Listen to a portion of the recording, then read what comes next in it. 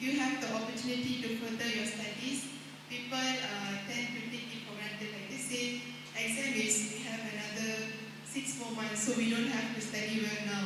At the end of the month, we can do it well, so no need to do anything now. So what are the ways to overcome this? Especially in our ummah. If I understood the question correctly, that normally in the examination we say that we will work in the end, if 6 months are remaining, last month, we can study. So are you trying to tell the Muslims can also enjoy life and work towards the end of their life? Is this what the question is? Yes. So the Muslims can enjoy life now and work towards the end of their life, correct? A Muslim tend to do that way. Okay. So what are the ways to My question is, which Muslim knows how long will he live? I don't know whether I'll live till tomorrow or not. I don't know. Sister, do you know how long will you live? No. 1 year, 10 year, 20 year, 100, do you know? No. Even I don't know. Allah says in the Quran, very clearly, in Surah Luqman, chapter number 31, verse number 34, no one knows the hour, when will it rain, when will a person die, what will the person earn, what is in the womb of the mother. No one knows. That's the reason our beloved Prophet ﷺ said that to live, there's a saying, that you live as though you're going to die today and be prepared even for long time. If you know you're going to die tomorrow, what will you do, sister? Hypothetically, if you come to dying tomorrow, what will you do? We work hard. What? We work hard. No. Suppose you as a Muslimah, to please who? Please Allah. What will you do then to work hard? Do everything that pleases God. You will pray, you will do tahajjud, correct? Yes. So every Muslim, he should be prepared that he may die today or tomorrow. See to it, at least you do your faraish. Do the mustab. So if you know, if I think I'm going to die tomorrow, what I'm going to do? I'm going to pray properly, I'm going to pray the sunnah, I'm going to pray tahajjud. What if I die? And if I don't die, again tomorrow I do the same thing. If I don't do tomorrow, again do. Even if I don't die, am I losing? If I don't die, will I lose? Achha, suppose you think you're going to die after 10 years and you don't pray and you die, will you lose? Yes. You lose what? You lose Jannah. So my is win-win situation. Number one, when I'm praying, I get serenity. I get peace of mind. This money cannot buy. Most of the billionaires, they are not peace. People think, money can buy peace. It cannot. It can't buy happiness. So when I'm worshipping Allah, I find peace. And believe me, if you believe in Allah and the teachings, you will not really bother. Everything is hadha min fazli rabbi. A believer that when a prophet comes, he says Alhamdulillah. When loss comes, he says Alhamdulillah. This is Iman. And more the difficulty, more you are happy. Inshallah, Allah will give me Jannat Firdaus. Like today, I'm a Dai. The Indian government has taken everything, the property, the wealth. I think, and I tell my wife, that we should be happy. Imagine, suppose if I'm doing business and I lose my wealth, who's to blame me? If earthquake comes and my house goes, no benefit. If being a Dai, if the enemies of Islam have taken away my property, what better benefit can I get in Akhirah? I'm very happy. Nothing better could have happened for my property than what the enemies of Islam have done. Very happy. More peace of mind. They think they're causing me trouble. They are fools. They don't know that Jannah is my heart. Jannah is in my heart. If they put me in jail, I'll do zikr of Allah subhanahu wa ta'ala. If they exile me, I'll do tafakkur, contemplation. If they execute me, I'll become a shaheed. They cannot take the Jannah which is in my heart.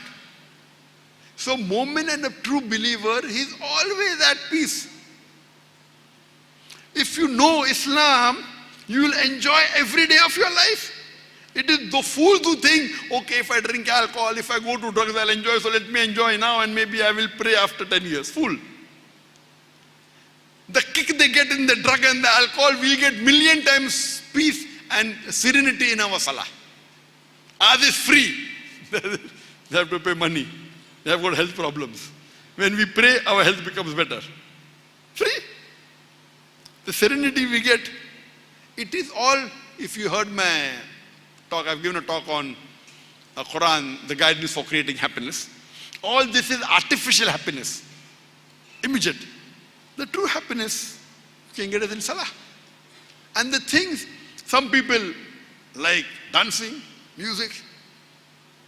Some people like listening to Islamic lectures, reading the Quran. It is you who decide what is good and what is bad. Happiness is a state of mind. You know, like you like some people like Chinese food, some people like Malay food, some people like Indian food. Food is food. It is subjective. Similarly, peace and happiness, it depending upon your mind, how you train your mind. If you train your mind, that I'm going to get peace in Salah, you're very happy with it. But the Prophet never said that you renounce the world. Like the hadith of Abdullah, may Allah be pleased with him, the Prophet said, I heard that you fast every day and I heard that you pray the full night. He said, yes, Ya Rasulullah. He said, fast one day, don't fast the other day. Pray part of the night, sleep part of the night. Because your body has right over you, your wife has right over you, and your guests have right over you. So Islam doesn't believe in excesses. Islam doesn't mean you renounce the world. So if you think you're going to pray the full night and fast every day and go to Jannah, that is against the sunnah of the Prophet.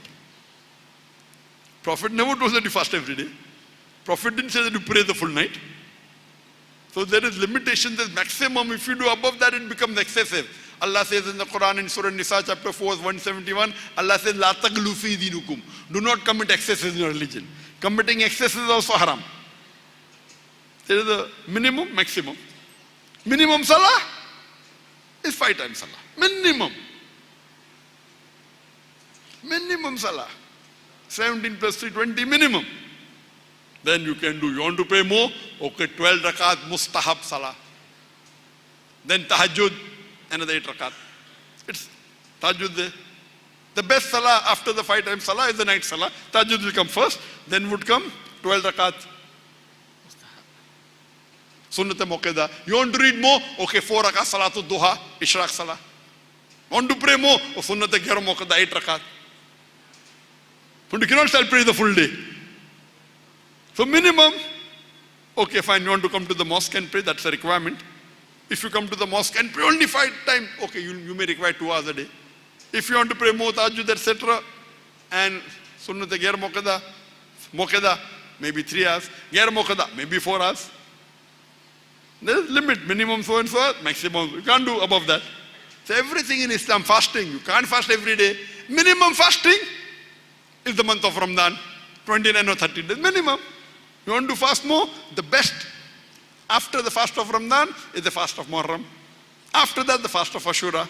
You want to keep more? Okay, the fast, 10 days of Zilhajjah. Want to fast more? Shawwal fast. Want to fast more? Okay, the white days, Ayyamul Bid, 13, 14, 15th of every month. Want to fast more? Monday and Thursday. That's what the Prophet did. This is the Sunnah. If you want more, then the fast of Dawud alayhi salam every alternate day. Beyond that you cannot do. This is the limit. So everything in Islam, minimum and maximum is there.